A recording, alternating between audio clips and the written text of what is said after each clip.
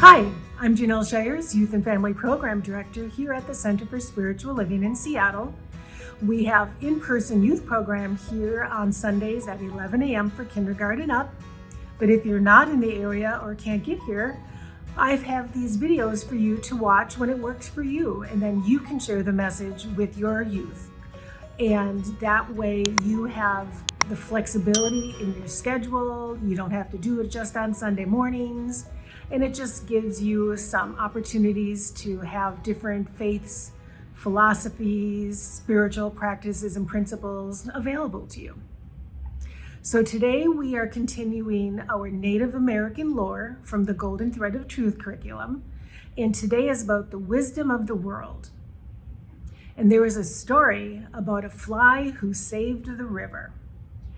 Well, when the world was first created, there was this beautiful river that had sweet, clear, cool water. The fish lived there, the animals came to drink, and it was just a lovely place. Well, big old Moose found out about it, and Moose came down to that river, and he wanted to drink some. But he was so big, and he kept coming, and the water kept getting lower and lower and lower. And all the animals were very concerned. Beavers weren't sure if their lodging would last. The poor muskrats weren't sure if they'd get water. And the fish, oh my gosh, they can't leave the river. They have to be in the water. So they were getting very concerned.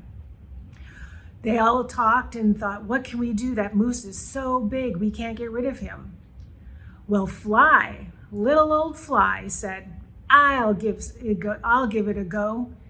And as soon as that Moose came back to the river to drink, Fly bit him right on the leg. And he stomped his foot and thought, what was that? Looking around, couldn't see anything.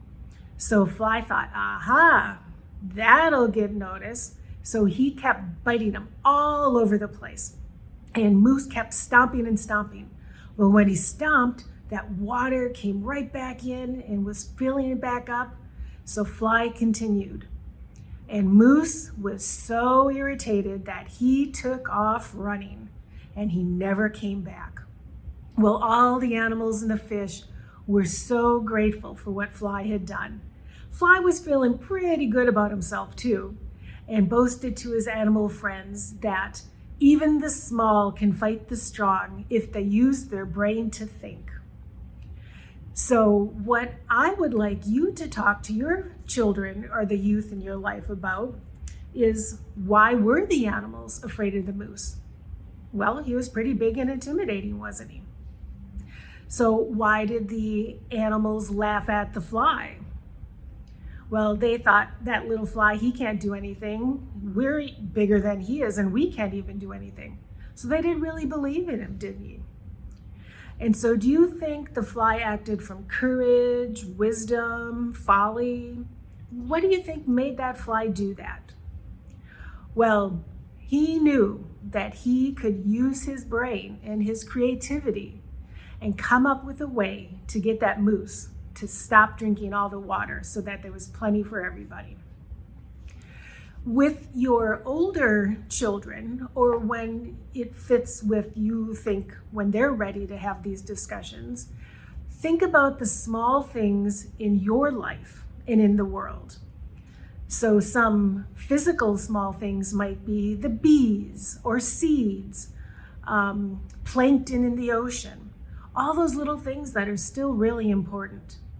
And what about all those little things within us that also are very important? It could just be that you're walking down the street and you smile at someone. You don't know what's going on in their life, but that smile might have really paid it forward. Or a small act of kindness. It could even just be as simple as paying attention to the details when you're doing your homework or your chores around the house or playing with your friends. So with this lesson today, I have a way for you to remember the small things in the world, kind of like that, the fly that buzzed around. And I have what's called a whirly bird. And I'll put the directions down below in the comments. But it's just a way for you to remember, like the bees that fly in the story, the dandelions, seeds that blow around. So it's just a little paper craft activity that you cut and do some folding. I used a little paper clip, and then you just give it a little toss. Here, I'll do it. And then it twirls down like a dandelion. You see how you see those go. So I would love to hear from you. My email is janelles@spiritualliving.org, and leave me a comment down below. I really enjoy reading them. So thanks for being with us, and I'll see you later.